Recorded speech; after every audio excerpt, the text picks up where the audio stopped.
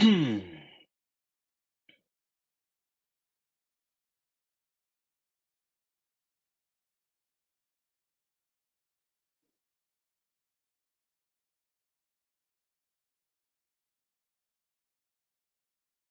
a very big welcome to everybody. I see we are getting all our attendees are coming into the webinar at the moment.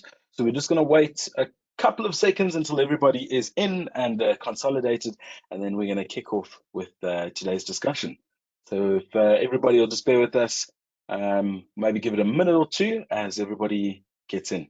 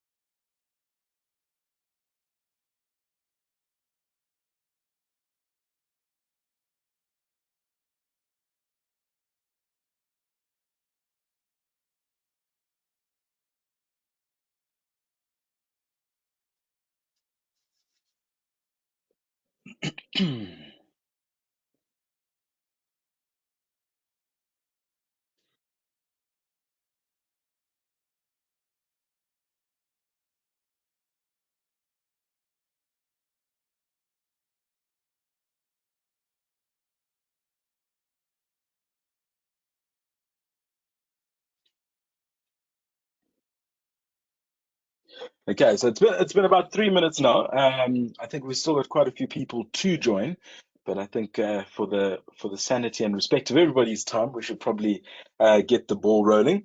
So a big welcome to everybody who's just arrived, who's just coming in. Welcome to our Youth Day discussion and webinar.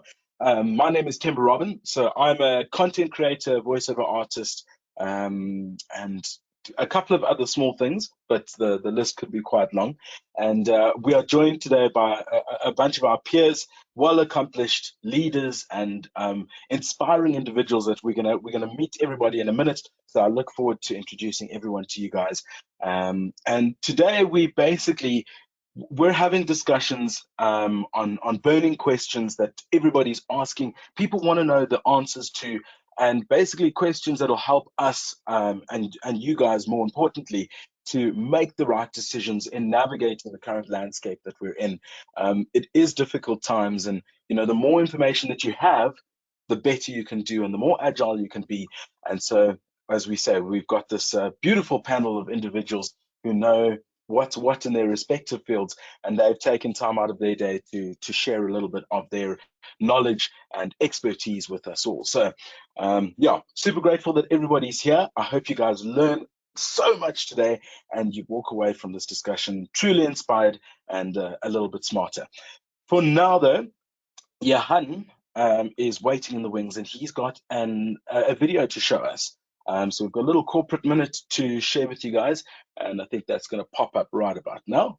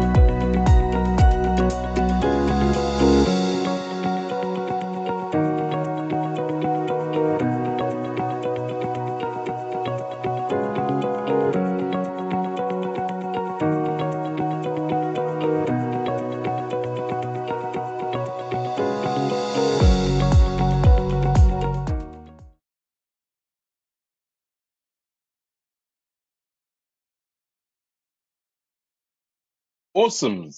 Thank you for playing that for us, Johan. So hopefully you guys got that. If anything, got into the jams with the music. That was quite exciting. That's how you kick off a day. So as we say, guys, very big welcome to everybody. If you've just joined, we are going to be having some really insightful conversations today. And as I say, I'm joined by a panel of experts, peers. I could give you guys a whole lot of accolades, but I think to help everybody get a little bit more insight into everything, we should have a quick meet, and we'll run through everyone who's here. So you can give us a quick how's it when I get to you. So we've got Bangwela Tsotsetsi, the chairperson, the Project of Youth South Africa. How's it? You there? I'm doing good, man. I hope everyone is doing good. It's not morning, right? It's noon right now, but doing good. Hope everyone is good. We also have Sarah Farrell, Strategic Communications and Fundraising Manager at African Climate Alliance. Sarah's keeping her ears warm under the headphones there. Very nice. We got Taris Arnold, Business Development Lead at Luna, South Africa. Hi, everyone. Happy to be here. Showing off a bit of a view there. It's a nice office, eh? We also have Mr. Itumeleng Mokoena, Economist, Trade and Industrial Policy Strategist. Hi, everyone. It's nice to be here. We have Aluwani Chokoe, Deputy Director at the Gauteng Department of Economic Development. Good afternoon, colleagues. My screen will go on in the next 5 to 7 minutes, but I'm very honored to be here. Thank you so much. Amazing. And then we have Abdul Soondka, Analyst at Cadena Growth Partners. Hi, nice to meet everyone. I'm excited on this webinar. It's a good opportunity to learn for us as well as for the attendees. 100%, very well said. We have Farai Msungu, COO of Youth Health Africa.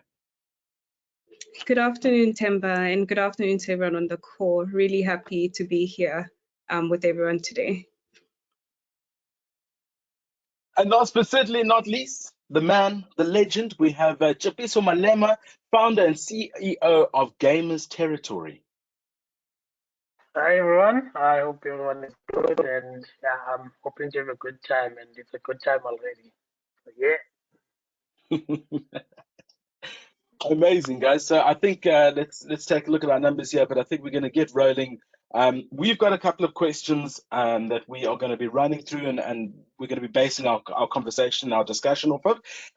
But to anyone who's in attendance joining, if you have any questions, you're more than welcome to pose them in the chat box, and we will try to address those as they come up.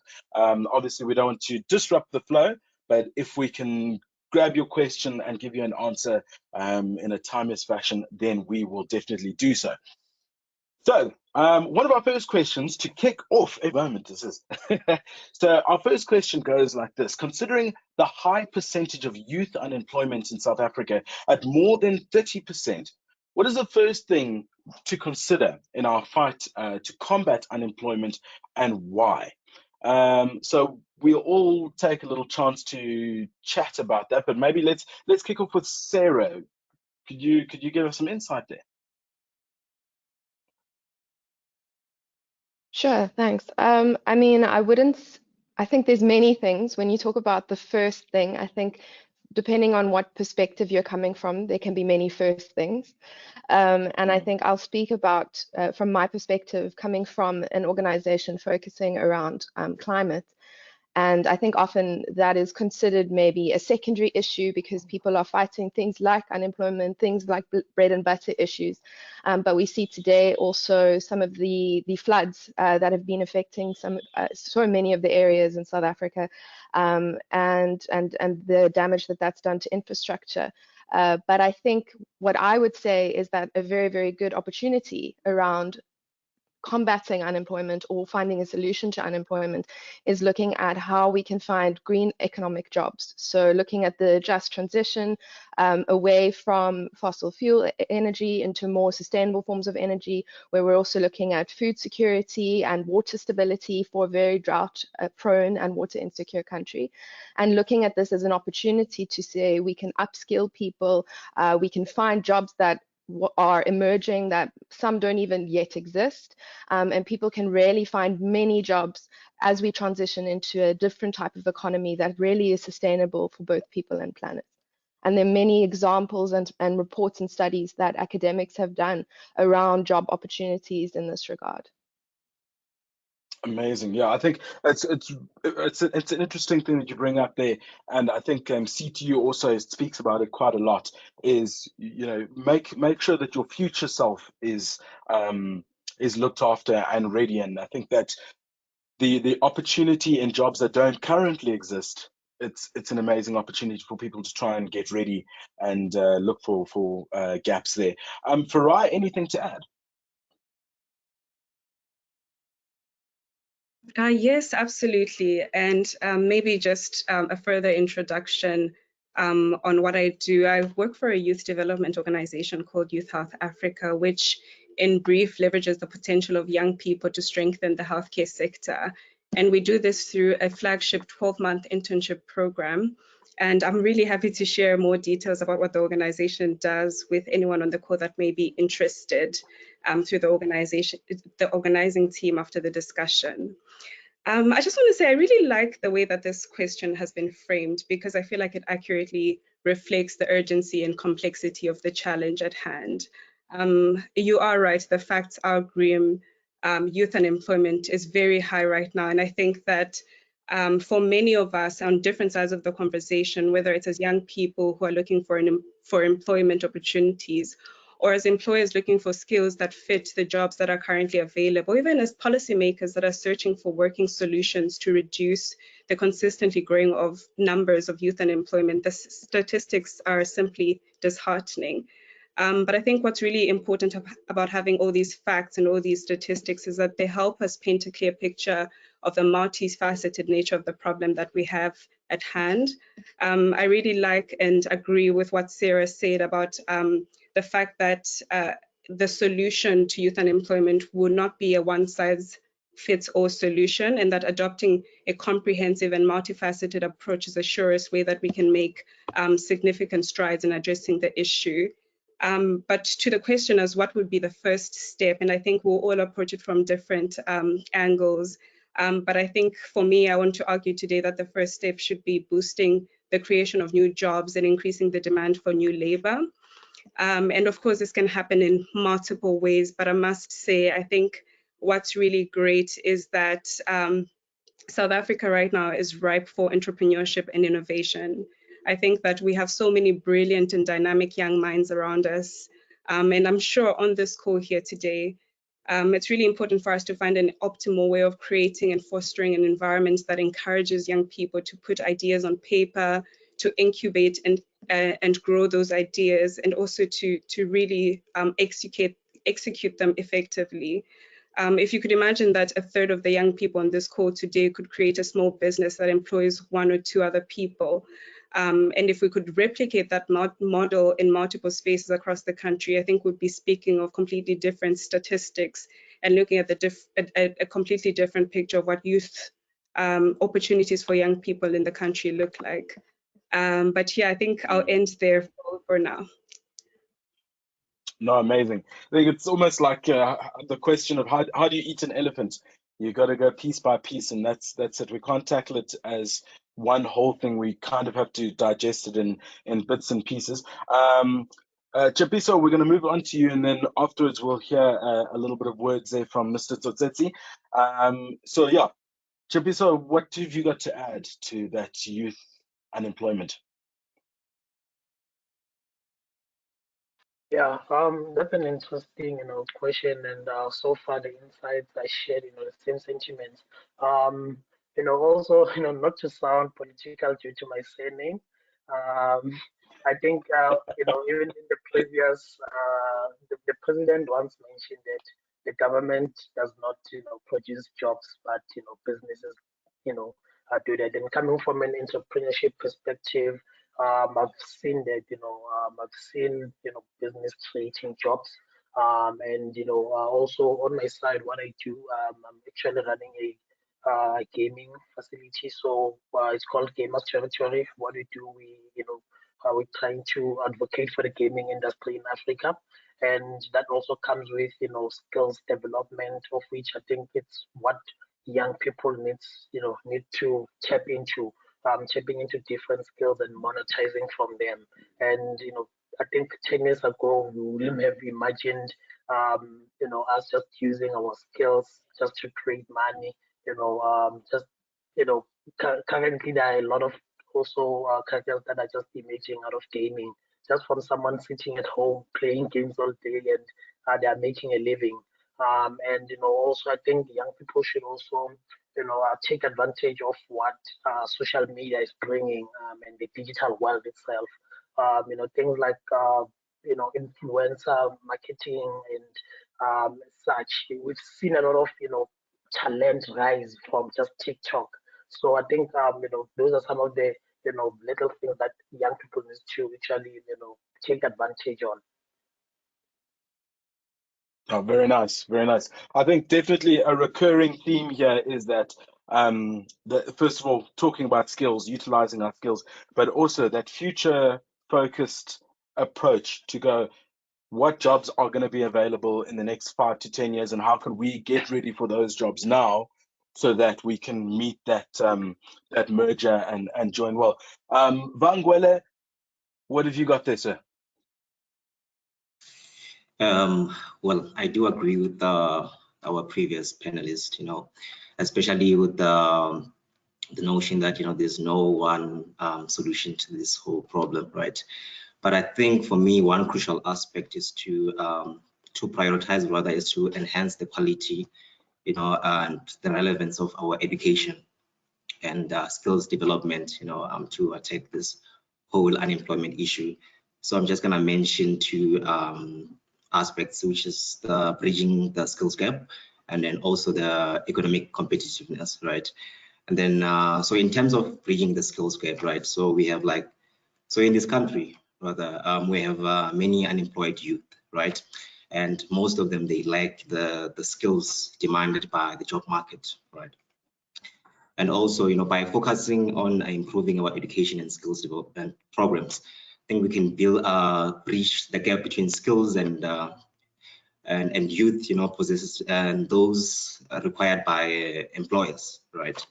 And so I think this can enable young individuals to match the job market, right, and the needs effectively, and increase their employability, right? And so in terms of economic competitiveness, right? So here we're talking about investing in education, skill development, contributing to enhancing the overall economic competitiveness of our country, right? So a skilled workforce, attracts local and foreign investments, and also we know that it promotes innovation and fosters economic growth, right? So I'm going to talk about an example, right? Germany. I love to talk to my peers about Germany. So in regards with, so currently Germany has a youth unemployment rate of about 5.7, right? So if you're looking at Germany, Germany was able to reduce its youth unemployment rate from a peak of over 15%, back in the 2005, right? And to just less than 6%, in 2019, which is quite impressive. And the reason for this is because, Germany has a dual education system that combines classroom education and practical training in the workplace, right? Which has helped them to reduce their youth unemployment. So also in the early 2000s, Germany implemented a series of labor markets reforms, right, including the measures to reduce the regulatory burden on businesses. So this reform actually helped to create a more flexible labor market, which made easier for young people to find work, right? So with our organization, what we do, not Project Youth South Africa, but my organization, which is Baso Connect, is that, so what we do is that, we take students, right, from second year in college and university, right? So what we do, we take them and we have them work in those companies that are related to their field of study. So this is to grant them, the exposure and the experience they might require in their own field. So they'll be working in those companies as volunteers until they are done with their studies. So, and also I think, well, depending on their work ethic, at the end of their volunteering period, the company can decide to absorb them to work for them permanently, which is quite incredible. So that is what our organization Baso Connect that is currently doing to make sure that we increase the employability of young people in this country, because we are such in a dire state, and really, there's just hopelessness and despair. Yeah, I like the ideology that you have there. There's a lot of if we look at the old apprenticeship system where you went and you worked with someone who was an expert in their field for a period of time. It's also a testament to how people learn differently. Some people are able to read words, read textbooks and absorb the information, but some people are more practically minded, and that gives an individual an opportunity to learn a lot quicker in that submerged state in a particular field. So I take my hat off to you and everything that you guys are doing there. I've got the second question ready, but does anybody else want to jump in and add anything? Abdul? Yeah, no, I definitely agree with what everyone was saying, and I think it's an extremely valid point.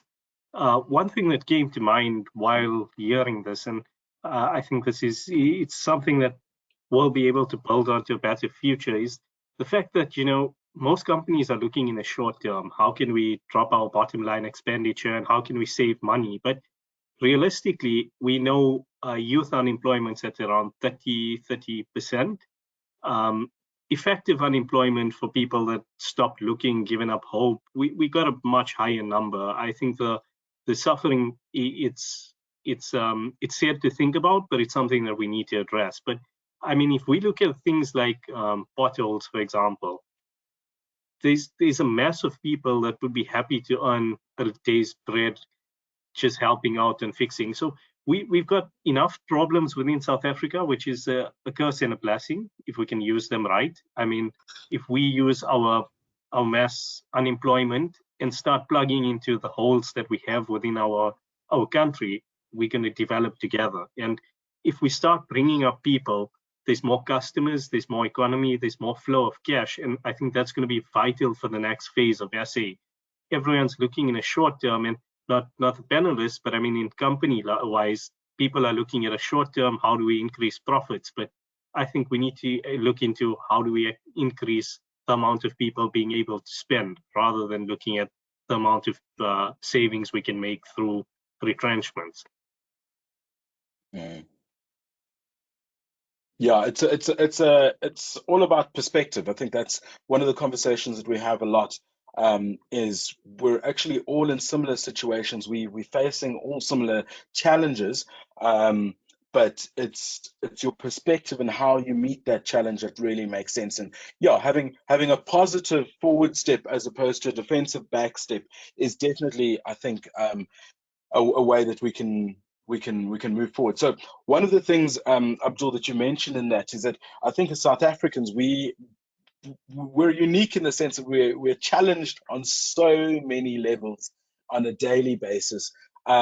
We've got political unrest, we've got energy crises, water and sanitation, rising food prices, safety, security. We got gender-based violence that we're all trying to deal with. So as a youth, seeing all of this, how do we then, again, I think to Abdul's positive stance on things, how do the youth then tackle this in a positive manner? Because I think it's very easy to get negative about stuff, but how do we then step forward in a positive sense? Maybe we haven't heard from Itumeleng there. Have you got anything to add there in terms of what we can or how we can face these these challenges that we have?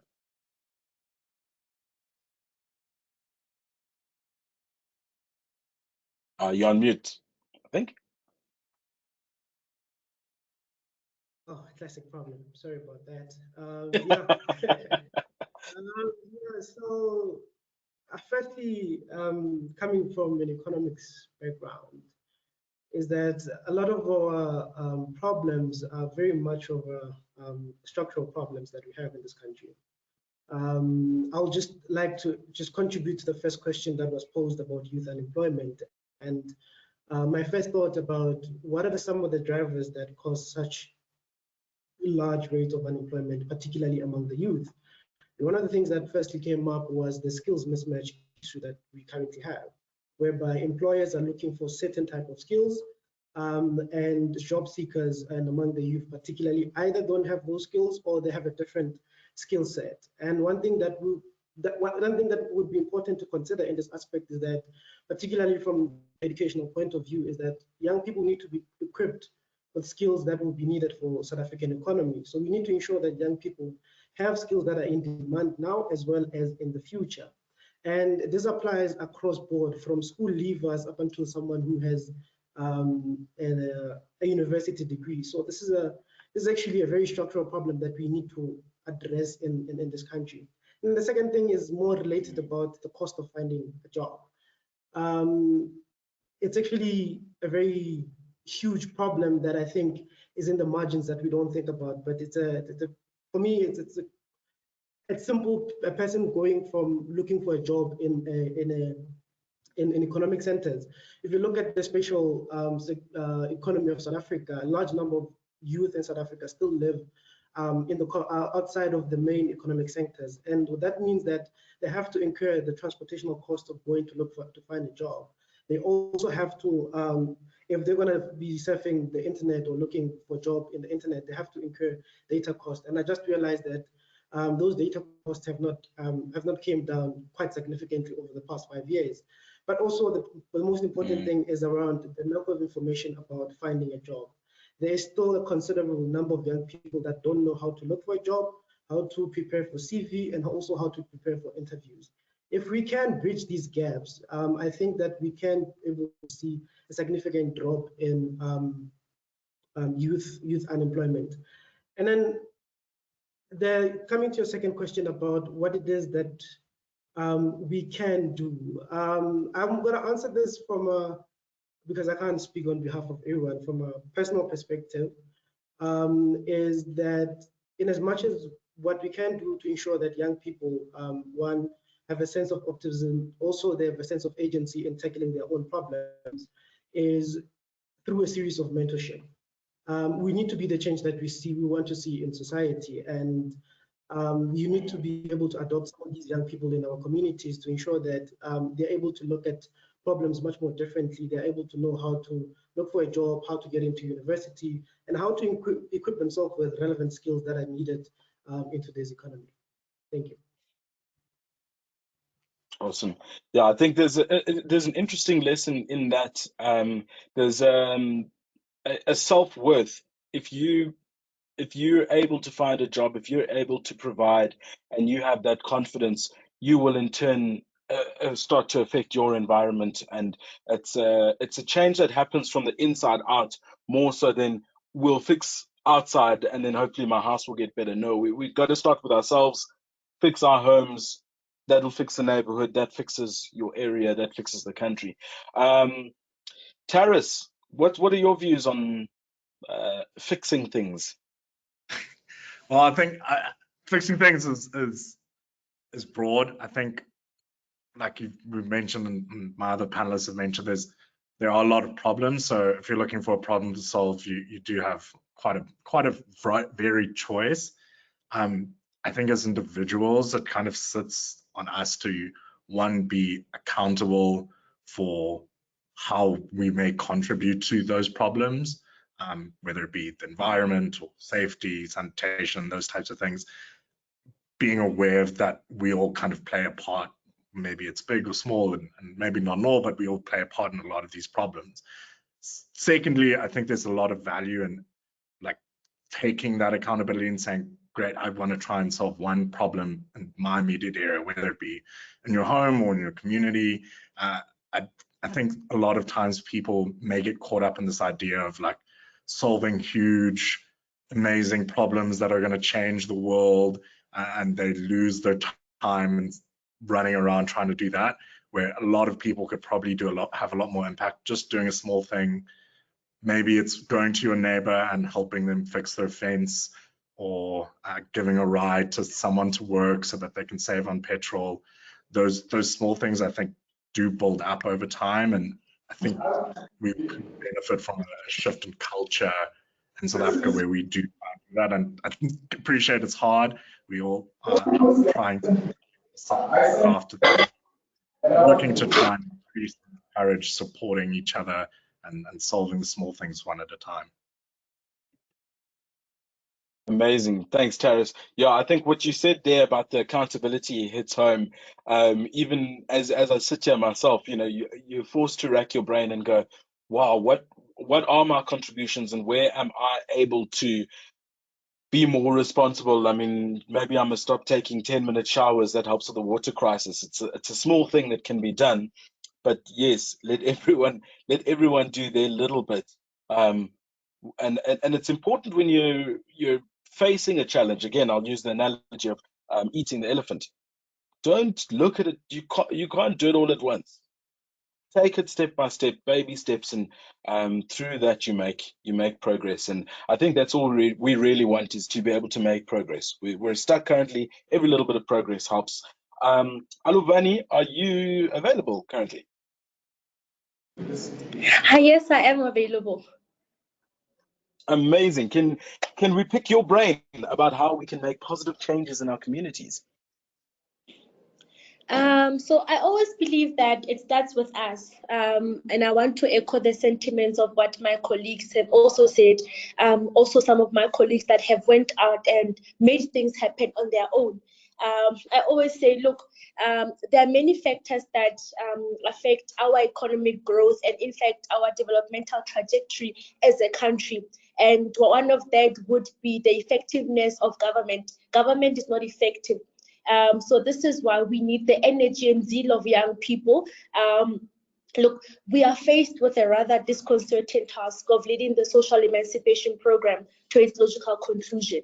And there are decisions that need to be made in this regard. It also starts with the type of leaders that we elect to effect change on our behalf, how we carry ourselves, how we conduct ourselves, and in fact, because we are young, we can't shy away from the issue of education as well. Are we getting the necessary education? Is the type of education that we are getting speaking to the type of country that we are trying to build? We speak of South Africa as a developmental state. Now, what is it that we can do, or what aspects of a capable economical developmental state can we build? And now we can't now also say, we will continue playing a spectator. So we definitely need to be honest to the generations that are coming, to say it starts with your education. What are you studying? You can't study public management when there's people missing in finance. The world is now moving into a more digitized world. Why are you not studying computer science or IT? You know, we need to also start having conversations about the solutions.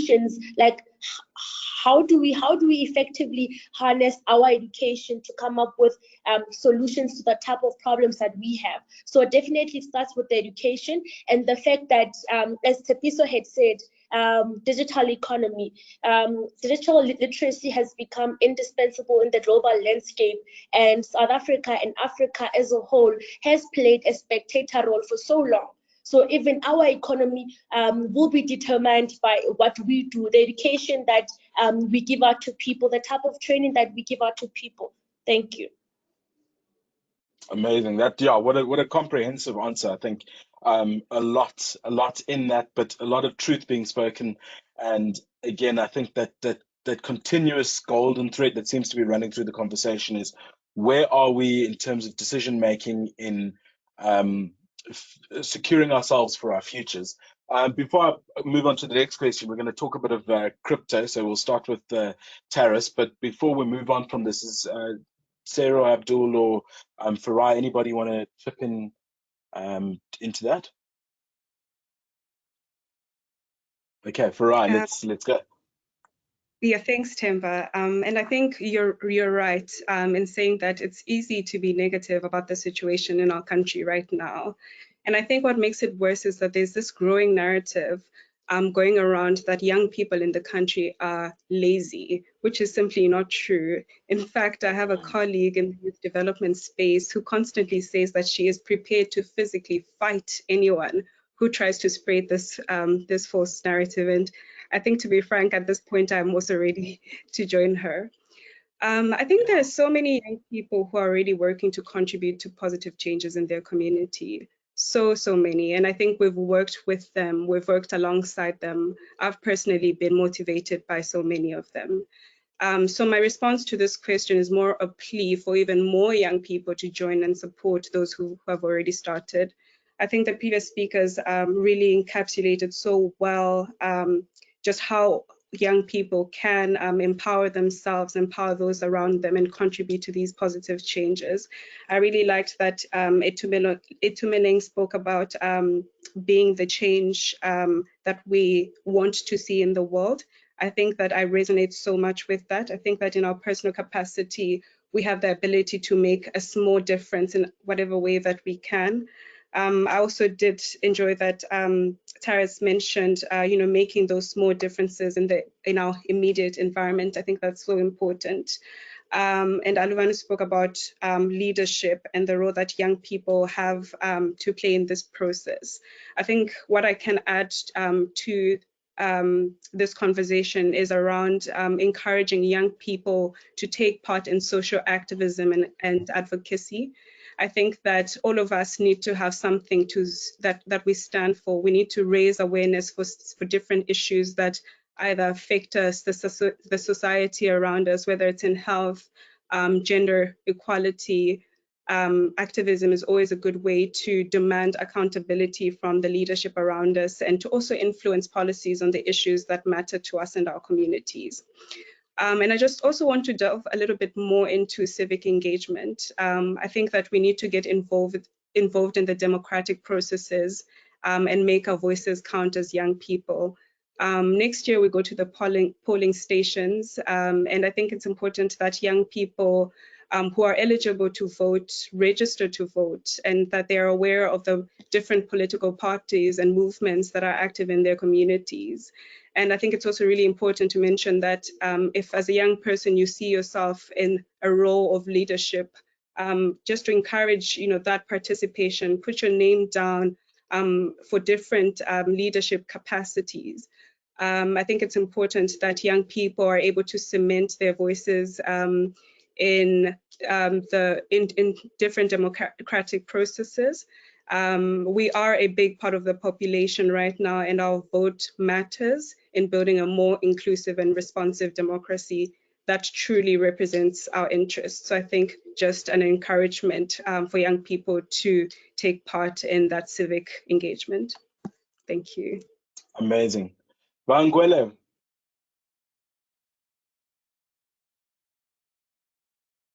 Yes, sir. So I just want to add to what Farai is saying, and a question also to her, right? So I do agree, young people being in leadership, and it's very important, because now much of the issues that we are facing today, they actually emanate from stem from a point of leadership, right? And also for our democracy to function appropriately, right? It needs our demographic, to function, because I mean, if you're talking about democracy, you're talking about, the rule of the majority, and it happens that, we as young people, we constitute, that majority, and it's democracy needs us, for it to function, without us, then we have to question, the legitimacy of any of the processes that happens within the realm of democracy, right?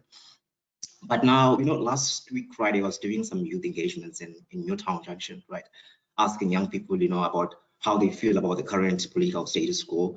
And most of them, rather with the parties, they actually, using the blanket approach that all political parties are the same.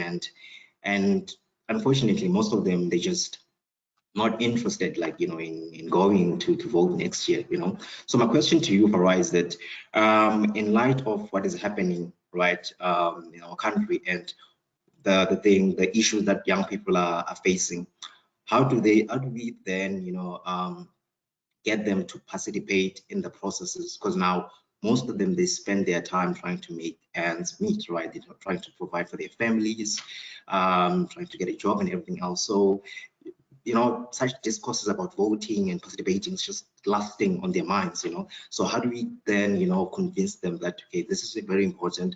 You need to go there and, exercise your constitutional right.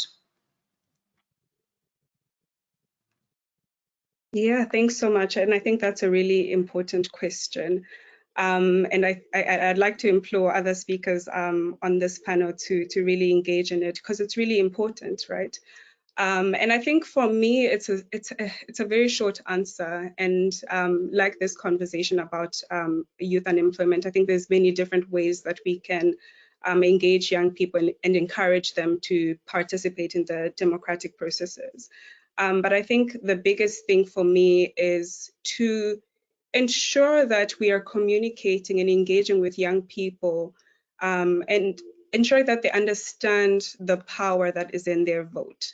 I think that a lot of people have apathy because, time and time again, they've either voted or not voted and just heard about someone who's voted and, it didn't change anything. And so I think a lot of the voter apathy comes from that, especially with young people.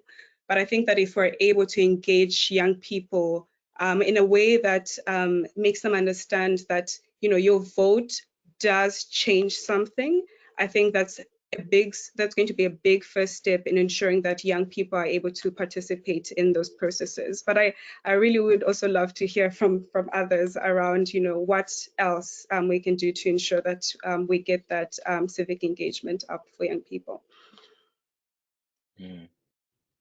So it's open to anyone who wants to add in there, but it is a really serious question to ask. Is to say, I think perhaps ourselves we felt like that from time to time to go, okay, cool, I'll go vote, but what difference does it make? What does my little vote do on the grander scheme of things? So we need to instill that belief in everyone, to say you as an individual are powerful, and even more powerful as a movement with your peers and your communities. But you have to move together. You have to move at one time, at an effective time.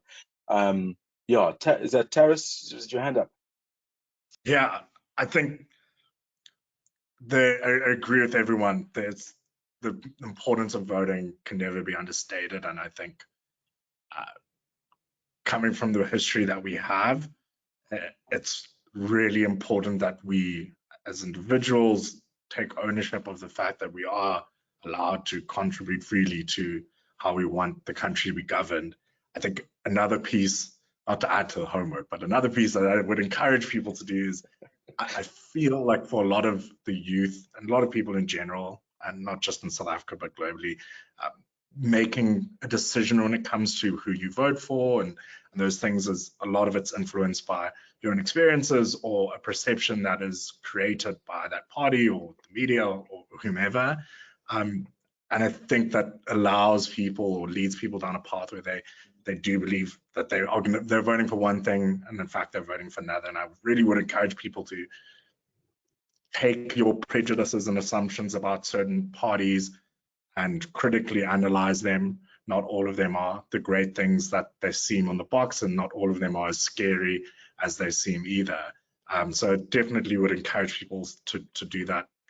Not all of the big parties are the only ones. Not all the small parties are going to change the world if you give them all your votes, but really critically engage with the platforms and the policies that these parties want to enact.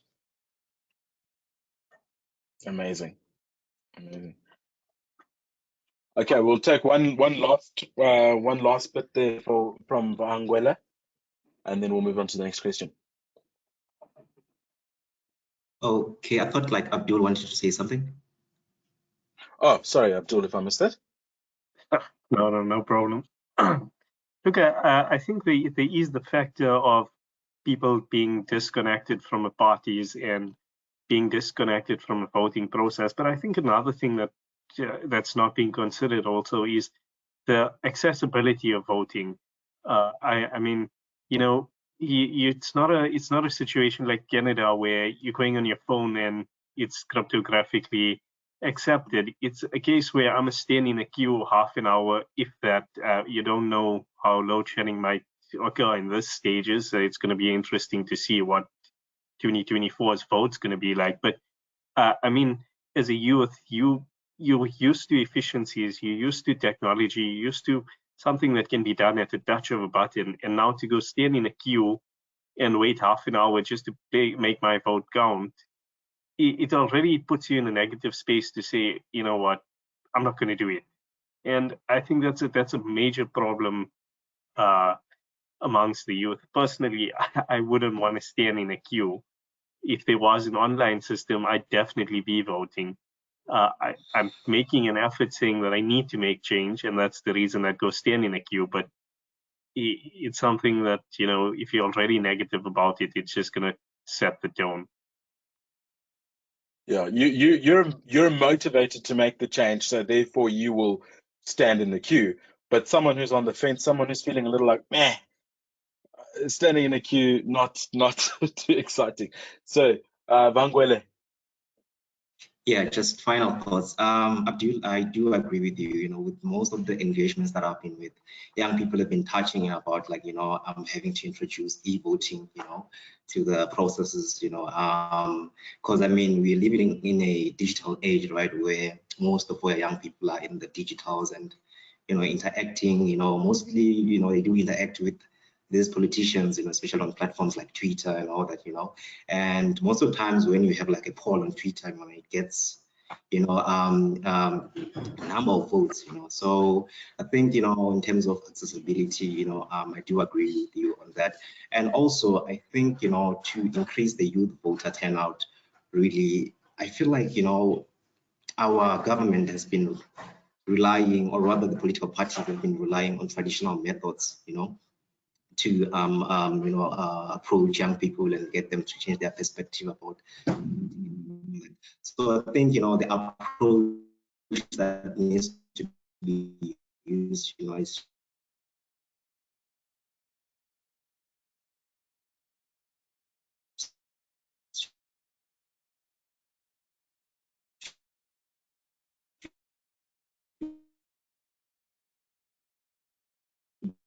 Everyone's still there.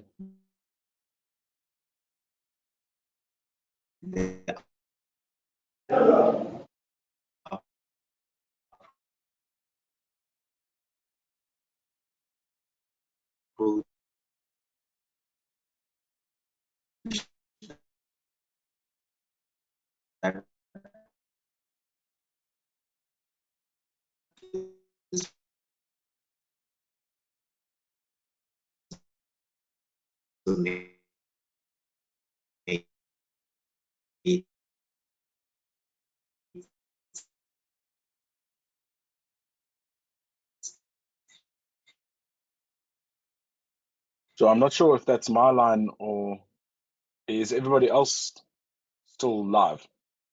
Yeah. I think he must be either going into a load shedding schedule or coming out of one. It's the top of the hour, so quite likely going in or out. Vangwele, if you can hear us, I think we've just disconnected from you, so we'll pick up any last thoughts that you have there if we missed it. But I think importantly, we must move to future conversations. Something that's been a hot topic for many is Bitcoin, cryptocurrency. We've seen a lot of unfortunate situations unravel, but there's been a lot of opportunity. So how relevant is it for South Africans? I think I read a story a little while ago that it was one of the big chains was going to be accepting Bitcoin as for everyday items and like bread and milk. But yeah, so maybe we'll kick it off with Taris. Say, should South Africans be bothered with Bitcoin? What do we need to know? Should we get prepared for a Bitcoin world? Yeah, I think if anyone is hoping for some trading tips, this is definitely not going to be your opportunity.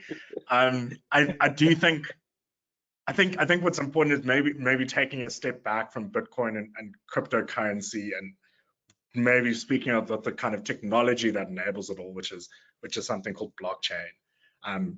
Essentially, it's a system that is trying to build a world where we can interact with each other on a level of trust and transparency that other systems haven't been able to provide. I think that really does touch on nicely, I think, with what Abdul was mentioning with digital voting. We're already seeing people that are using blockchain technology to ensure free and fair elections, and what Tshepiso and Aluwani were talking about with the digital literacy. We are moving into a world, well, we've been in a world that is very digital focused, and as a youth, that is something that is second nature to us in the world we've grown up in. Unfortunately, the financial system hasn't really caught up or evolved at the pace that we have. Thousands of years ago, we started trading by bartering with whatever was valuable around us. That evolved into trading precious metals and coins and then paper that represented value. And then we kind of got stuck there for a couple of hundred years. Now, as the world has evolved, I think cryptocurrency and Bitcoin is a response and a reflection of the changing needs of the world that we operate in. We are looking for a financial system that is one, more secure, more transparent, one that allows us to have control over our money, over our data, over ourselves, but also is in line with the pace and the global connectivity of the world. So I think that's where the importance comes in. On a South African specific level, I think there's a lot of value, one, realizing that South Africa is probably has one of the highest levels of adoption when it comes to cryptocurrency, where there's a lot of people that use it. Africa in general has been using it a lot. We are also one of the places that is leading the forefront in the development of this technology, which I think is a really exciting opportunity that in the past, because of all kinds of structural challenges and priorities, we've been playing catch up on technological advancements. Here right now, we are setting the foundation for everyone to enjoy globally, and I think it's a really exciting opportunity and place to be in. So the world is evolving, the financial system is evolving, and this plays a part of that. And I think as a youth, it's an exciting opportunity to take part and shape what that becomes. I'm not going to say everything is perfect. Like with most technologies, there's lots of growing pains. There's lots of risk. There are a lot of bad actors, especially with something that has grown as rapidly as blockchain, cryptocurrency, and Bitcoin being one of those currencies has been. So I definitely would encourage everyone to do their own research, take advantage of the fact that there's actually a lot of amazing resources. Luno has a bunch that you can go on and understand this topic and understand the challenges before you touch any money. Because I think what we really need to move to in the South African environment, at least, is a financial system that is a lot more accessible and transparent and has those biases removed from the beginning. Lots of investments were kind of blocked from most people, whether it be for other reasons or money. You can go buy cryptocurrency for 10 Rand, even less. So I think there's a lot of exciting opportunity there, but yeah, do your own research and always stick to the advice. If it's too good to be true, it probably is. Yeah, I think that's definitely the plight of South Africans, or maybe it's just the modern days. We're all looking for ways to make an extra buck, and boy, the number of professionals or scammers out there is the numbers are through the roof. But I think very important there is to get involved and from a future career path perspective, it's super exciting to understand that South Africa's a leader and at the forefront of development in blockchain and crypto. So anyone who might be watching and going, hey, that's an element or that's an avenue I could go down, I think you've got a lot of security moving forward. into the future, and you're not having to move to Silicon Valley or somewhere where the visas are unattainable. So yeah, I don't know if anybody else has any insight into blockchain, and Abdul, and then we'll move to Tshepiso. Yeah, so I think an important thing to also consider is the hype cycle. It's something that Gartner works with, and it's also the way that technology envelops. And what's happening is that Bitcoin cryptocurrencies, they had this massive run. They peaked in ludicrous ways in terms of what it's going to do. It's going to revolutionize the world. It will fix water problems. We had some mad theories coming out. And I think, this dip, or the crypto winter, as we're calling it right now, is an important factor, because now we get real about what the technology can do. And if people start adopting, it's going to have the up and downs. It's going to look, we might enter another hype cycle, in the sense that we might say it's going to be crucial for earthquake prevention. It really can go anywhere. But I think the important factor is that, people need to understand that this is a long-term play. And if you can get in early on the game, you're going to be one of the first to that. When it becomes a mainstream technology, which it's not at the moment, there are companies adopting it. There is mass movement into it, but we don't have it as an everyday play at the moment. So I think for South Africans, for young South Africans, it's definitely an area that needs to be explored, just like IoT was. IoT 5-10 years ago was going to be this revolutionary technology. It's going to change every way in manufacturing. It peaked in its hype cycle, it dipped, it got real, and now it's being implemented. Now it's a big thing. So if you get in early, if you can go through the phases, if you can run through this, there's going to be a day when this experience talks, and it's going to talk leaps and bounds as compared to someone just entering the market. So for young South Africans, I think, even if you're not looking at it as a financial instrument, look at it as a technology, and follow the hype cycle, follow the way, and follow what's going to happen with it. And well, I think it's going to be something great. Amazing, amazing. Tshepiso. Yes. So actually, as someone who had recently had a first-hand experience with crypto and Bitcoin, I can say there is money to be made there.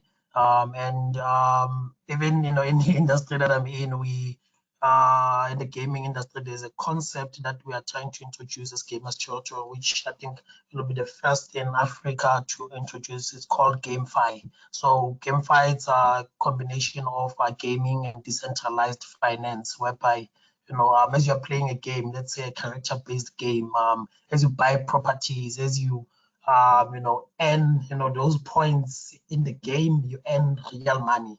So we're currently in the research and development of that, and it's something that we'll be launching in some of the games that we are developing. So yeah, I think let's just take advantage of the atmosphere that's going on. There's YouTube. I've learned everything on YouTube, and I think it's about time also our institutions start to catch up. Amazing. Yeah, I think a good point there. YouTube, hey, you can learn anything on YouTube. Want to learn how to change a tire, light bulb, anything. A quick YouTube video can do it. Yes, Chief. Tsotsetsi.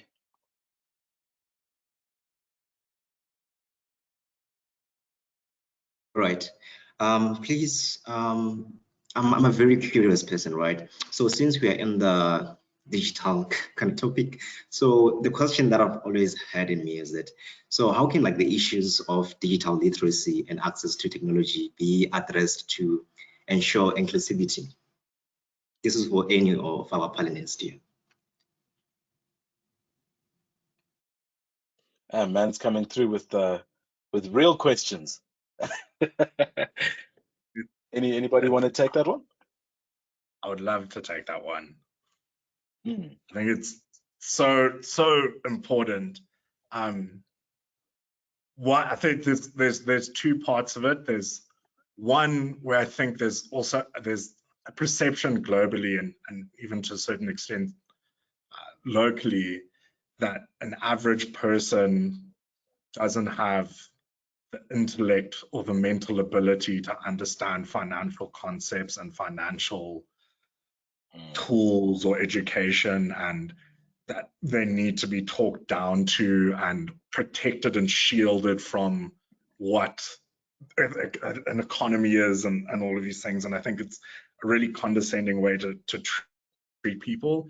Like, yes, these things can be very complicated. I definitely I couldn't explain to myself exactly how blockchain works perfectly and hit all the right pieces. But I think there's one, just acknowledging for people that they can explain, and structuring when you do create content and education on the digital side, whether it is blockchain or social media or any of the other aspects of it, that it's just a learning curve and that people do appreciate information at a different pace and in different forms. And then I think the other part that I personally feel is a really important piece that when it comes to the digital side and the financial side, that I think a lot of places, a lot of people haven't done properly, is the pushing this idea of inclusivity when it comes to education or financial instruments, and not ever having it simply even translated. Like, I don't think you can argue something is inclusive if you need to learn a second or third or fourth language just to open an account or something like that. So I think there's a lot of work that can be done, and it does require a lot of conscious effort into wanting to include people and putting your resources and kind of your money where your mouth is to encourage and enable that.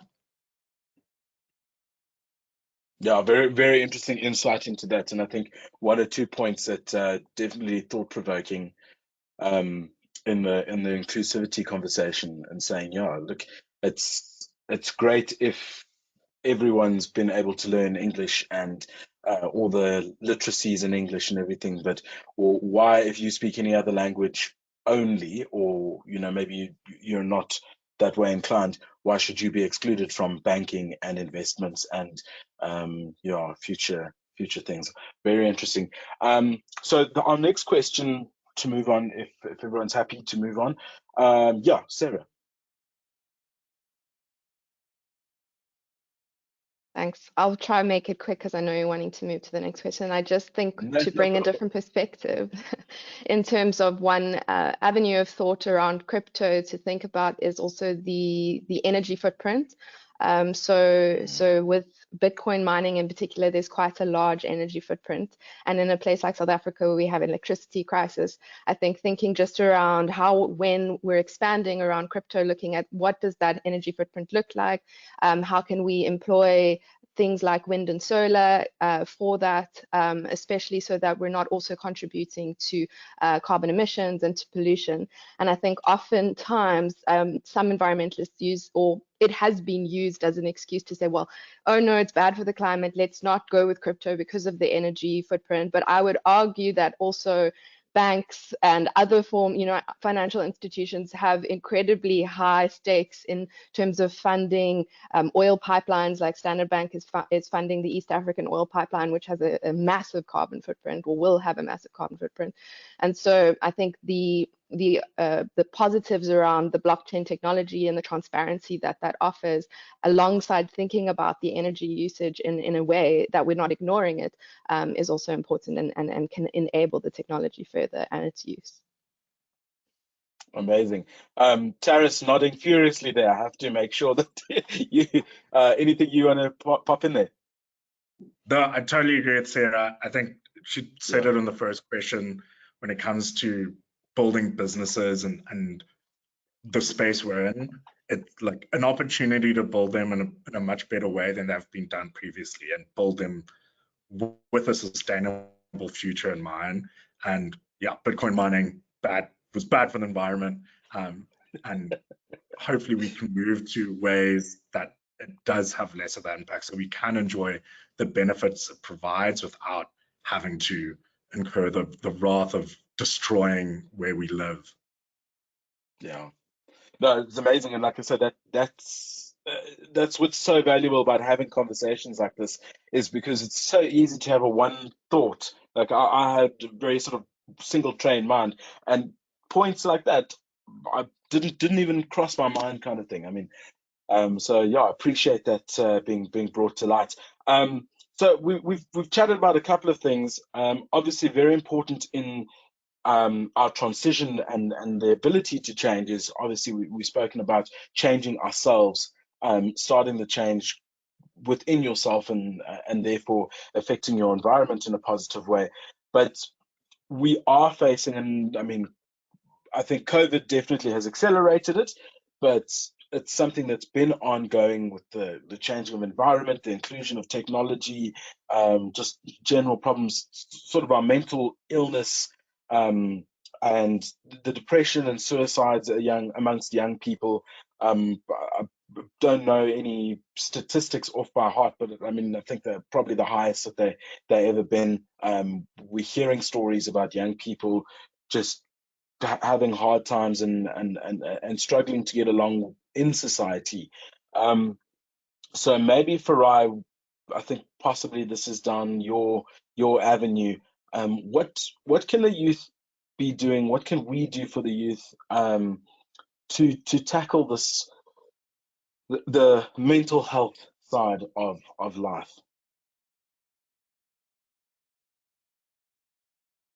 Yeah, I think it's a really good and important question. And rightfully said that COVID did bring up a lot of problems that were possibly always there, but just put a magnifying glass on them.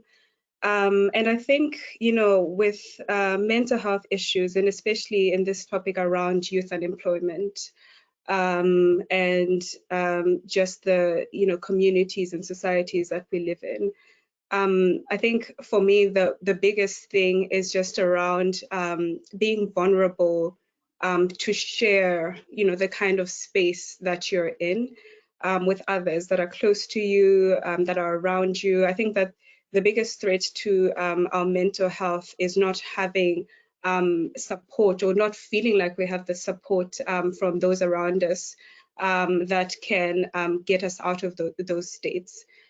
So for me, it's a really short answer of we really need to lean into the support systems that are around us. And I think there's definitely a plethora of things that we can do to ensure that we're protecting ourselves and young people around us from mental health issues, especially, you know, with all the pressures that we have. But I think for me, what's really important, and speaking from someone who's also experienced mental health issues before, is just being able to communicate and be vulnerable with those around us and lean into that support where we can.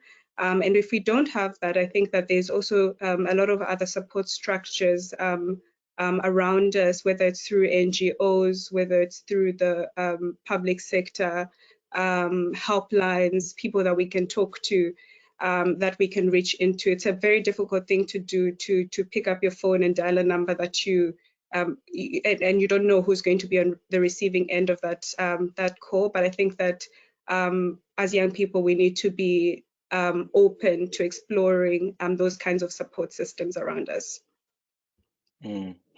Yeah, I think some really good advice in there. One of the things that sort of gets my mind going a lot, and we try and have conversations on podcasts, to say, you know, guys, it's acceptable to go and phone the help and reach out, but there's a stigma to it. There's always a stigma to it, and maybe it's yeah, at the risk of you know, sounding like it's a one-sided thing or anything, but I think men in particular are scared to go and tell their friend, yeah, look, man, I'm going to see a psychologist, or I'm having a terrible day and I need to talk to someone about it. So maybe one or two of the guys, I don't know if anybody's got any insights there, but is there a way to make it socially acceptable for anyone to not appear weak in seeking out help?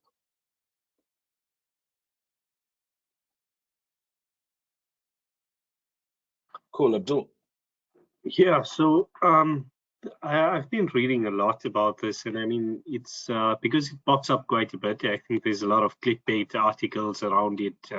Suicide rates in SA are up, everyone's depressed. Sorry, but I don't think it's a South Africa problem. If we look in somewhere like Queensland, Australia, they're hitting their highest records as well. Globally, it's become a massive problem, and I think there's been this major focus around having a helpline, having some support structures. What's happening overseas is they're building more immersive type solutions and telemedicine type approaches. So even if you don't want to have that I need to go talk to a buddy, or I need to this, or I need to call a helpline, it's a more interactive, it's a more approachable manner in terms of dealing with mental health. And I think South Africa agnostic, it's a problem that even if we have to be using technologies from overseas or using that sort of solutions, it should be made available, and it should, because the world is going through this problem. We're not facing it alone. South Africa is not the ambassador for mental health issues or suicide rates. It's a global phenomenon. So yeah, I definitely think something that's maybe more confidential, or maybe something that's more approachable than just calling a number, or is something that keeps your identity or your integrity there, that needs to be developed. And overseas are doing it, and I think we need to be following in that footsteps quite rapidly. And an interesting space, and this is just an insight from the social media side of things, is I think it's very important that people develop their self-worth within their physical communities, within your physical family. We've had conversations a lot of the time where someone might ask me, they say, I was doing a radio interview, and they asked, if you post a video, aren't you scared that nobody likes it, or that it doesn't get the likes that it should? And yeah, sure. Nobody wants to put some work out there and then everyone goes meh.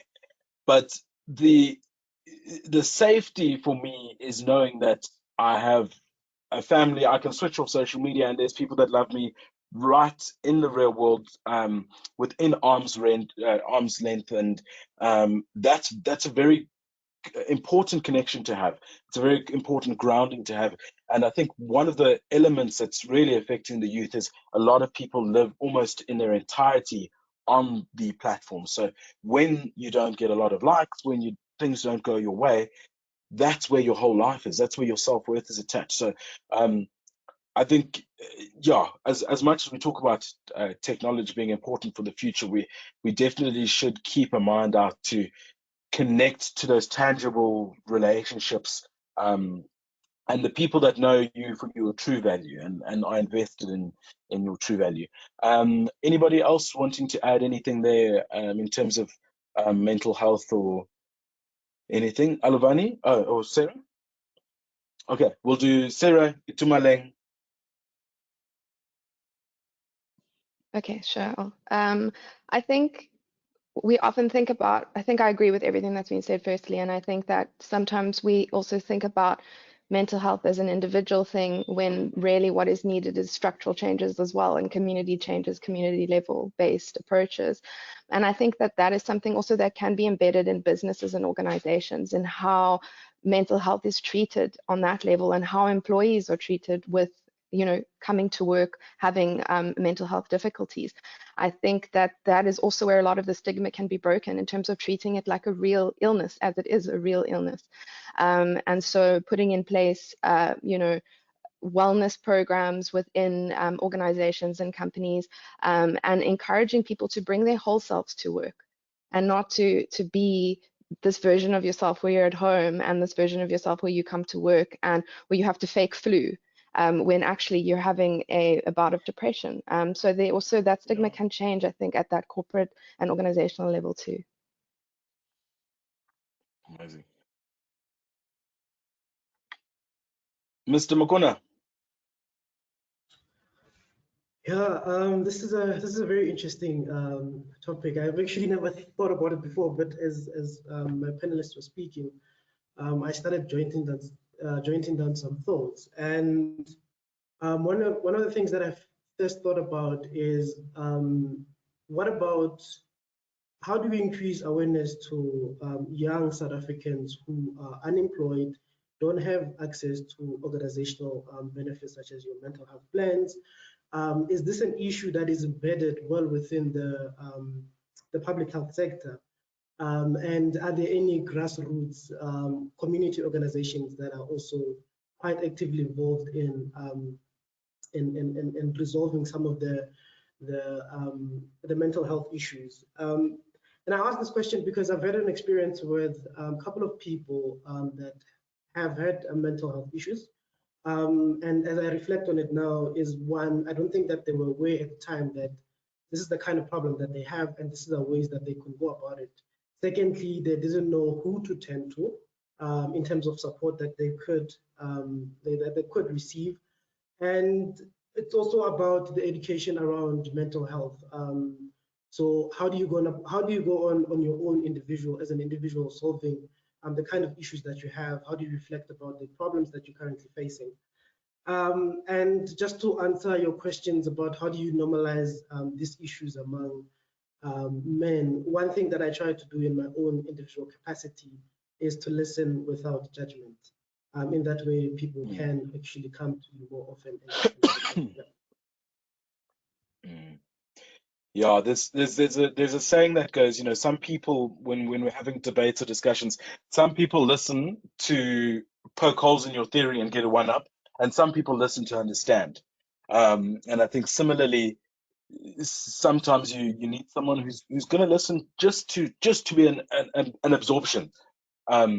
And like you say, you want to walk away with that and go, wow, I hope that guy doesn't think this or think that of me or think that of me.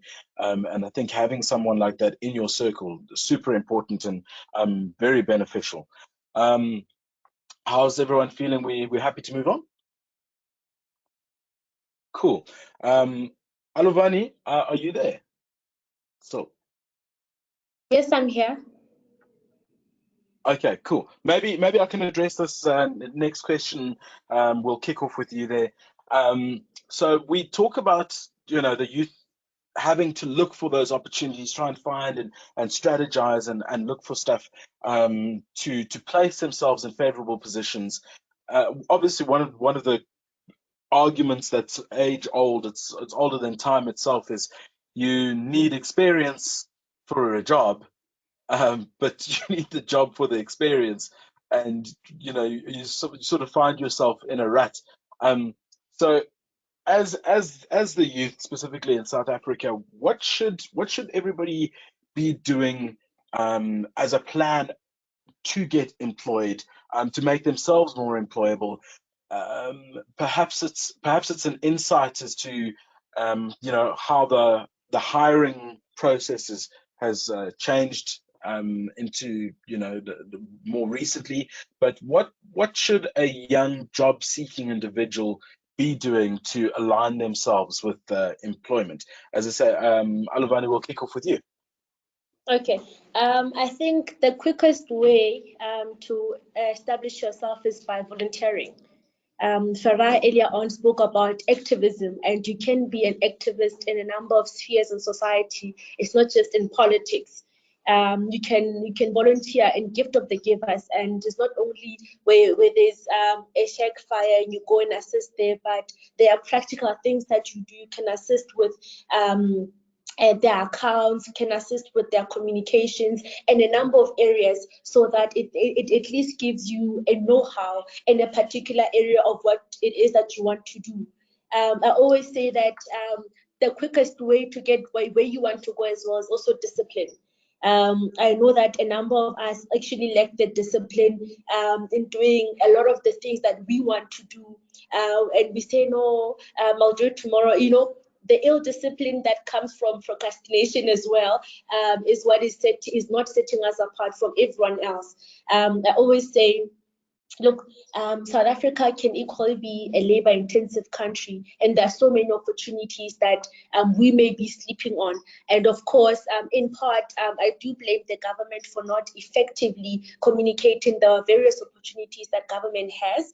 A few weeks ago, I was arguing that because we exist in the world's most unequal society, it is unequal in a number of factors and in a number of areas.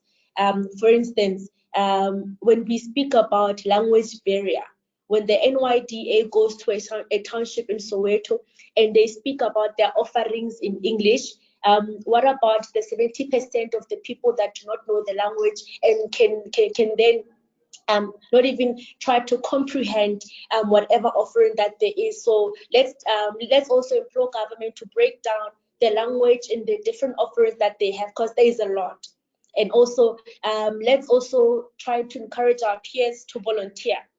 I also wanted to go back to that question of how do we ensure that young people become active. I think the issue would be, obviously young people want to support their peers, right? So if we encourage young people to participate or to even stand for election, then it would be the quickest way and the shortest way in which they can get our support. We've seen with concerts how young people go out for these concerts. It's interesting for them because they're there to see their peers. So one good thing is that we are also able to contest as independent candidates, so you don't necessarily have to belong to a political party to contest in national government elections or your local government elections. Thank you. Amazing. Yeah, some really excellent advice there. Yes, who's next? Vangwele? Yes, I just wanted to add to what Alu was saying. So I just wanted to expand to the point of, young people having to support their peers. So that is actually a pop culture kind of, politics, where you find most of these artists, your visual artists, your musicians, they serve as role models to young people, right? So when you find there's a concert, there's an event, maybe guys like Casper, Aries are performing there, they're most likely to go there because those are their role models, right? So I think, the government and also, the private sector, can have such, it goes back to what I was saying, that, to approach to these issues, we need to do it in a way that relates to young people, right? So what they could do, they could use, this political tool of pop culture, right? I mean, create an event, invite these artists to come, right? And then, they be there performing, and also maybe invite, your political activists or whomever that is in the realm of politics, and have them talk about the importance of, the youth franchise, So I think in that way, and when young people see their role models, taking part, in the political processes, and they are more likely to engage and, to do what, their role models are actually doing. And also to expand the point of volunteering. So I just, with my case, so I was studying political science and international relations from the University of Johannesburg, right? So at the end of my course, I was just having a paper, no experience at all. A very frustrated graduate, no streams of income and all that. So for me, really, what I realized that, for me to get experience, and exposure in my field, I had to volunteer, with intergovernmental organizations like your UNESCO, UNICEF, basically the organizations that are actually quite related to my field, that is for me to get exposure and to get how things are being done here. And also another important aspect is attending functions, in those functions, that are actually related to your career field. You get to network, with people who are in your field, right?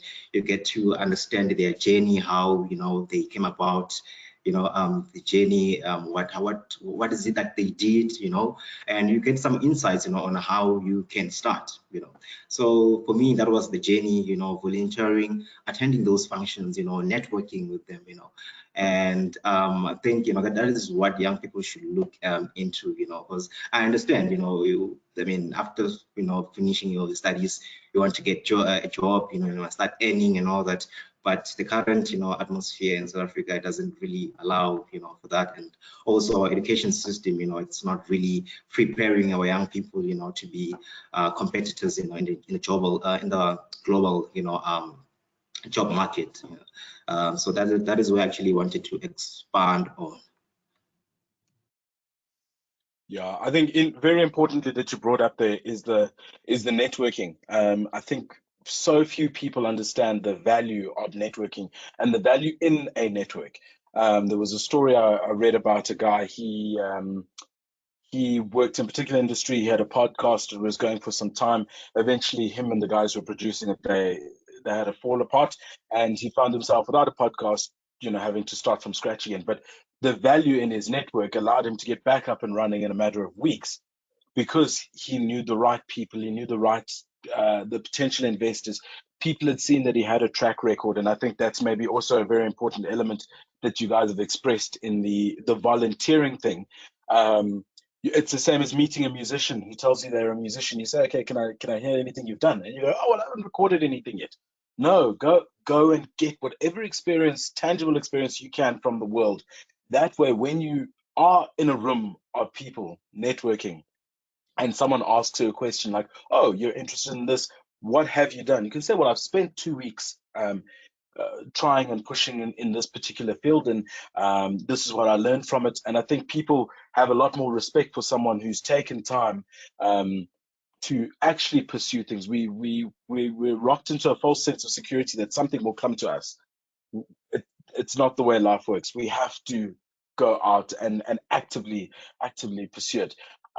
What do you guys have in terms of advice? Obviously, we face a lot of different problems, and one of those being a financial problem. What can be said to the young South African who maybe doesn't have the financial backing for tertiary education, for further studies, that sort of thing? Has anybody got any insight there?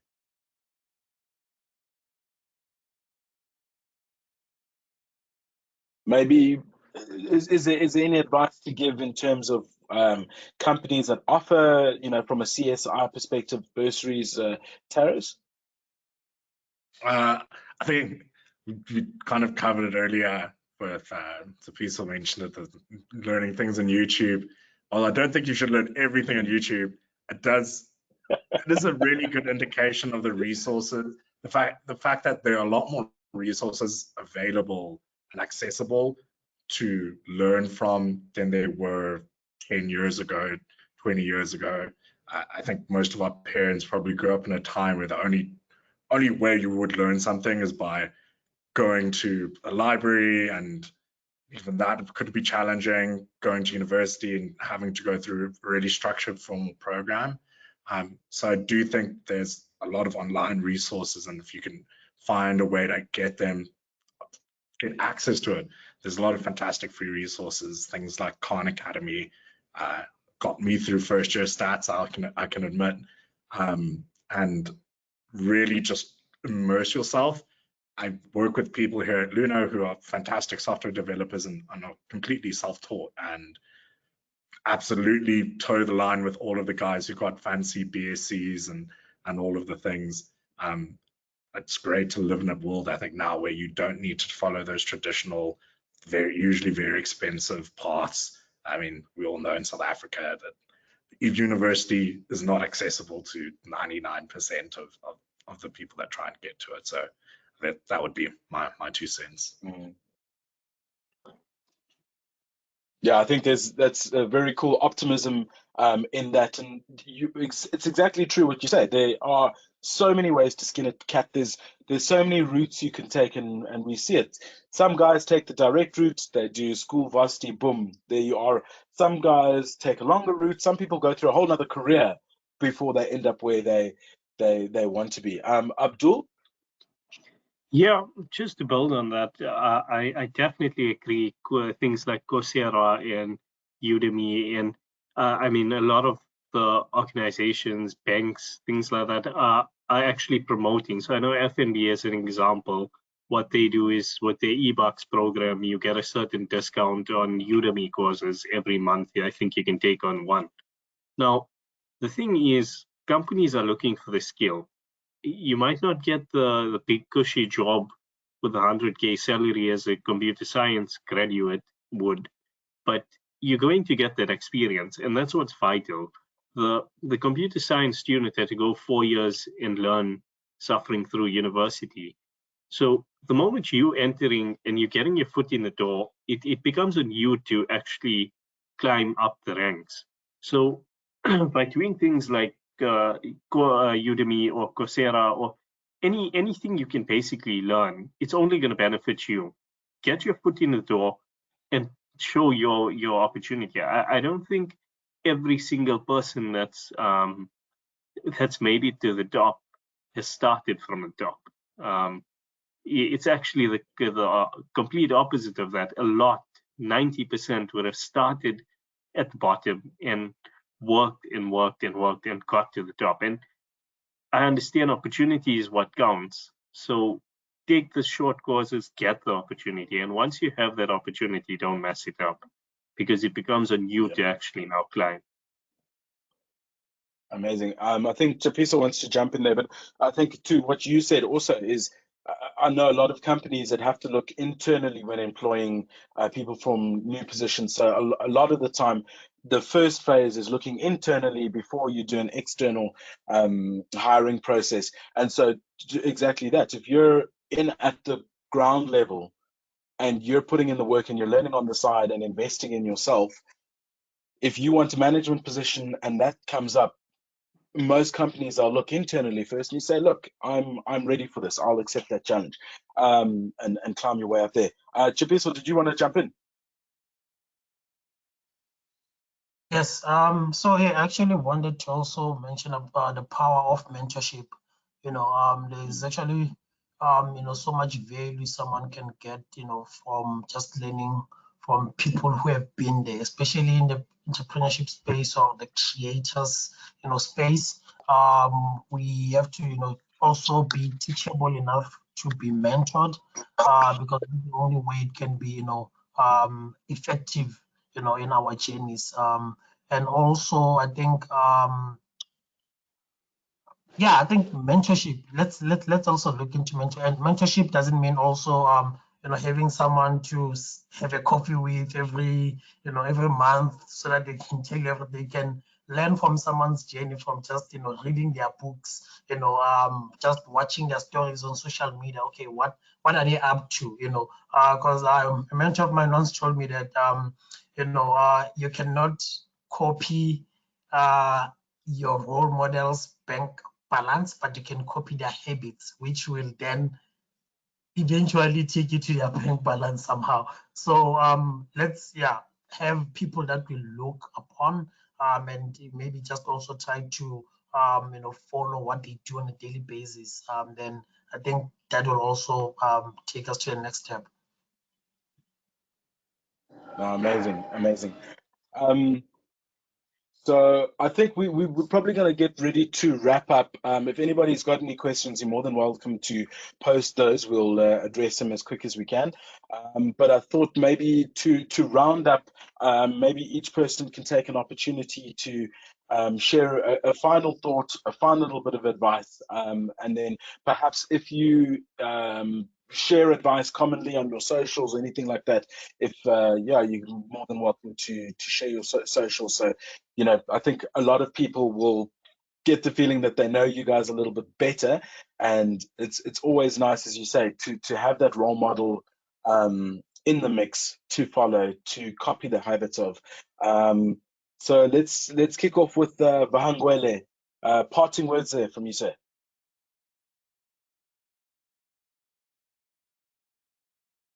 All right. I think I'm unmuted now. So parting words. So not good at this. So really, for me, the message that I have for the youth, it's that, it can be very frustrating, to be at a state where you are unemployed, you don't have any streams of income, and especially if you're a young person living in townships. I always say that the way our townships are actually designed, they're designed in such a way that the people there, mostly young people, are far away from opportunities. For them to access opportunities, they need to travel. And for them to travel, I mean, you need capital to travel. You need to, and it's very difficult, So I think, our government, they have a lot. They have a lot to do, or rather, maybe the next government, if I could be optimistic, they would have a lot, to work on, and really to just undo the damage that has, been done, for almost 3 decades now. Just notice, I'm not promoting any political party or whatever. I'm just generally speaking, but whomever is coming into power, or if the current government does, stay in power, they need to, have that process of renewal. And then, I mean, there's a lot that needs to be done, and really, if you are saying that you are passionate about, the progress or the development of this country, then, and you don't invest in your youth, then that is a recipe for disaster, because it is this generation, it is our generation, who will be there in the next 10 years or so, and really, I mean, I really fear for us, what's to come if, we continue with the status quo.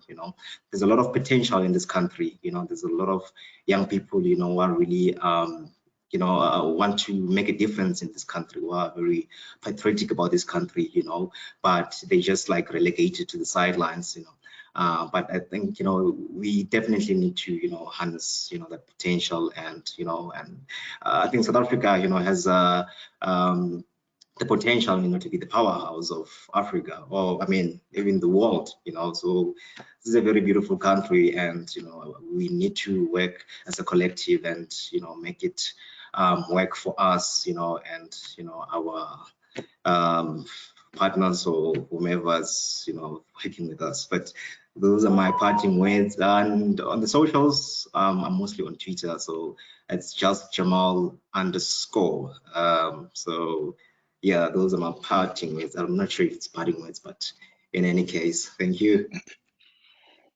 No, awesome. So we got a question, and it's I'm just going to read it off here, from Tshepiso Motane, and he says, I currently possess certificates for programs such as animation, internet governance, digital marketing. I studied with the United Nations and completed the course, the Youth, Peace and Security Primer. My recent certificate with UNICEF on community engagement for behavior and social change. So what he's struggling with in studying these things to gain experience, because I was not fortunate enough to finish my matric, and as I'm trying to find opportunities to volunteer, I can't find any. I go as far as to contact people in those specific fields for mentorship, and I've not received even one response. I'm in Soweto, and there are not a lot of places you can volunteer at. Currently, I'm studying web development with R Labs, and I'm taking short courses on the side, but I really believe it would be nice having something that puts bread on the table, no matter how little. So I think to sum that up, obviously done a lot of work, put in a lot of work, looking for those opportunities, and in the immediate environment, there doesn't seem to be any avenues. Are there any places that you can definitely go and look for opportunities? Is there anybody actively advertising, campaigning opportunities?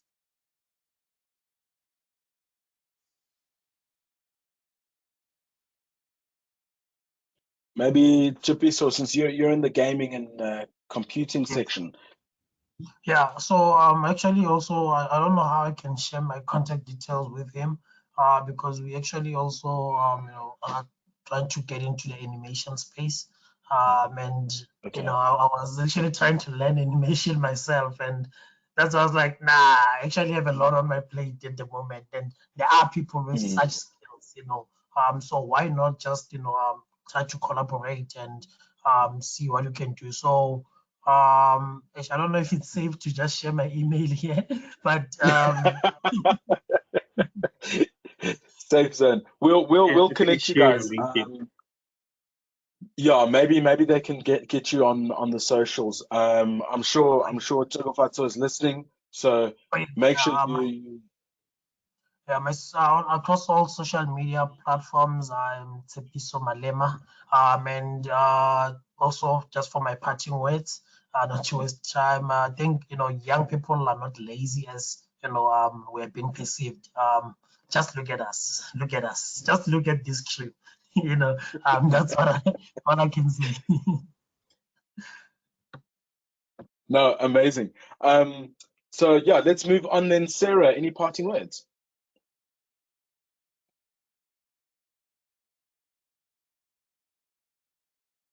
Thanks. Just trying to find that unmute button again. Just thanks. Yeah, it's been a really interesting panel, and it's been fascinating to listen to everybody. I think just to re-highlight something that stood out for me is these very much different avenues that people can take in terms of re-highlighting that informal education is just also a way. It's not, I hear this person also coming forward and talking about doing all those other things that they've been doing, and then putting, themselves forward now and being able to connect with Tshepiso. And so that is one example of, taking an avenue, having the bravery and stepping up and doing it and seeing where that might land. And many of my colleagues as well haven't had matric. They're doing really amazing work in the civil society space. They've gotten their informal education through experience, which is really, experience is doing, is learning. And they've made their way into positions that they might never have thought they would when they first started out. And that also happened through volunteering. And I know that the person speaking now mentioned, or asking the question, mentioned R Labs. And it made me think also of the platform that they have called Zlato, which is spelled ZLTO, and it's an app also based on blockchain technology, actually, where people can load things that they've done, whether it's volunteering, whether it's courses, whether it's picking up litter. They can take photos, load it on the app, and you can actually get rewards, whether it's ShopRite vouchers or it can be transport vouchers and things like that, data, airtime. And I know that those things can be such a barrier to access in terms of not having data or not having transport to be able to get to an interview, or maybe not having the shoes you need. And I think even the Zlato app has where you can gain access to points to buy shoes and things like that, or clothes. And so there's ways also then you can use that type of technology to then get access to those rewards and then utilize that on your journey towards, hopefully finding employment as well. And lastly, I think I would be loath not to mention the environment, because I come from an environmental organization called African Climate Alliance. And I think we also do offer a lot of educational workshops around how youth can get involved in the just transition. There's one coming up in Joburg next week, Saturday, and really looking at, how to get involved in the green economy. And there's data access for those. There's transport provided for people so that doesn't remain a barrier to access. And there's lots of opportunities for us to get involved in these types of work where we're thinking forward and we're thinking about the betterment of South Africa from a people and planet perspective. Thanks for having me as well. Amazing. Thank you, Sarah. And I think, super important to take note of that. As we've said, you've got to start aligning yourself for jobs that are futurified and they're going to be concrete in the future. Definitely green energy, our environmental issues and everything like that. That's definitely a good space to play in. And if you can, get access to that, and it sounds like it's a relatively welcoming and open platform to join, and you can utilize the transport and everything, then a good one to take advantage of. Cool. Taris. Yeah, I guess my final thoughts. I think there are a lot of problems in the country, and where I'm from, problems mean opportunity, and I think that's a very exciting, if maybe a bit naive and optimistic take, but I think that we could all do with a bit of optimism. We don't all need to be Bill Gates, and I don't know if we need any more Elons, but we do need people that are solving the problems right in front of them and solving problems that affect those around them, and it doesn't take a fancy PhD or a trust fund. You can get those things. You can solve problems with just dedication and some time, and give yourself a break if things haven't worked out. We all are on a journey, and no one's journey is smooth. So cut yourself some slack. And yeah, thanks to the panelists for an incredible, insightful discussion, and thanks for hosting, Themba. Amazing, thank you, man. Itumeleng. Yeah, so firstly, thank you so much to the panelists. I've learned so much in the past hour and a half. So I think one of the things that came out quite strongly in this session to me that I would like to share with South African youth is just start. Have the agency to start and take up the opportunities that are presented in front of you. It doesn't matter what the opportunity is, whether it be solving a bread and butter issue within your local community, going to your local libraries and learning about things that are important and that will ensure that you're employable in the future, or simply getting your education and volunteering as well. And speaking to South African youth, it's very important that you just start and be an active participant in the society and actually in solving your own problems as well as societal problems. That's good. Yeah, I think if I can echo that, just start is an incredible piece of advice, because I think a lot of us will plan to the point where it's detrimental, thinking that we got to get things perfect before we take that first step. And there's so much that you'll learn only after your first step and only after you've started moving or rolling the ball, kind of thing. And so the truth is that get as much information as you can together, move forward, and you're going to calibrate as you go. I think that's how a lot of people have done it, is just learning on demand as you're going, switch, change, be flexible. Aluwani, any parting words? Thank you so much. You know, the panelists took everything out of my mouth. But look, have people keep you accountable, volunteer, apply for all government offerings, go to school and register to vote. And lastly, we can only build this country based on meritocracy. Thank you so much. Short, sweet, powerful. Amazing. Mr. Soondka, Abdul. Yeah, no, I think, you know what, it's been a very informative session for myself. I hope the attendees enjoyed it as well. The parting message being, you know what, you just have to keep trying. We understand it's hard. We understand these challenges.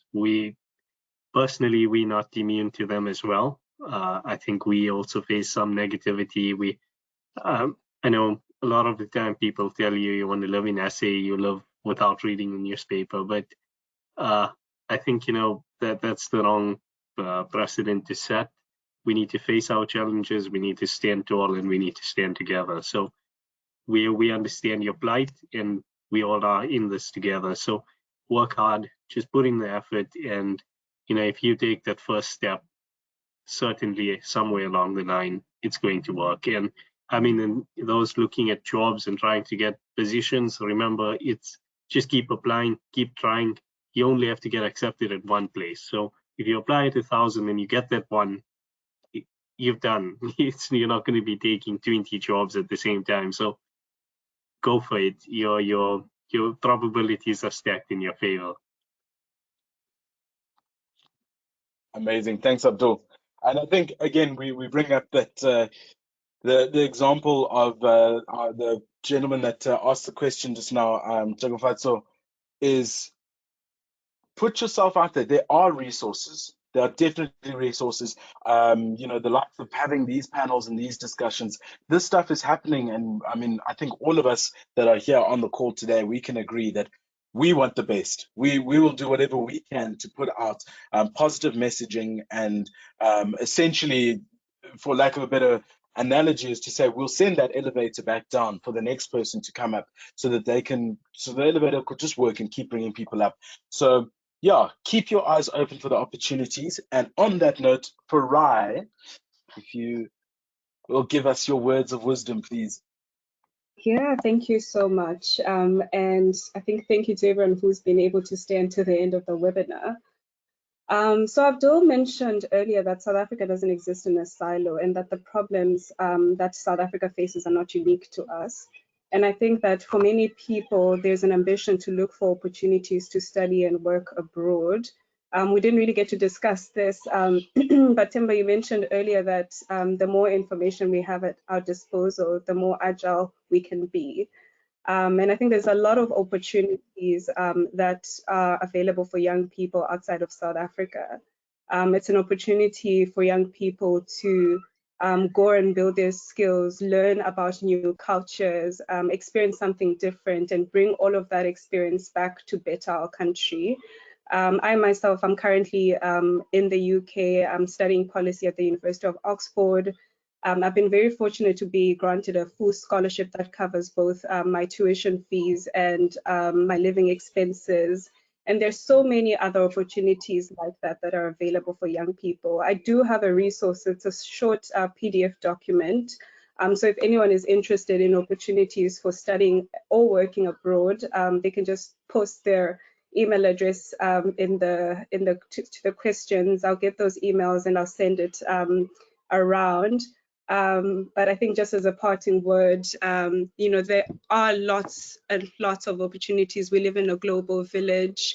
I'm very passionate about South Africa, and I'm passionate about the development of the African continent as a whole. And I think it's important that we're able to find opportunities to develop ourselves, whether it's within the country or outside. And it doesn't have to be, you know, overseas. It can be in other countries that are doing well, like Kenya, that are also in Africa. But I think through that kind of learning exchange and collaboration, we're able to change the landscape for young people in South African future. So yeah, thank you so much for joining us. Amazing. So yeah, I think on that parting word, we've learned a lot. I really appreciate everyone's time here.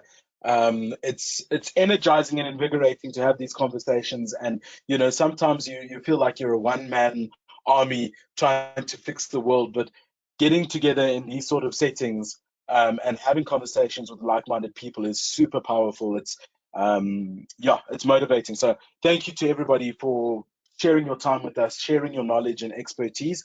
And as we say, anyone who's been on the call, if you'd like to, I think you've got everyone's names. I'm sure everyone is Googleable and LinkedInable. So yeah, I think if I can speak on behalf of everyone, if you've got questions about a particular avenue or anything, these are the people to get in touch with and to reach out to. And on that note, I think we will bid everyone a farewell. I don't know if Johan needs to come back into the room to let us out, or apparently I don't know how everything works here, but yeah, appreciate everyone and thank you for your time.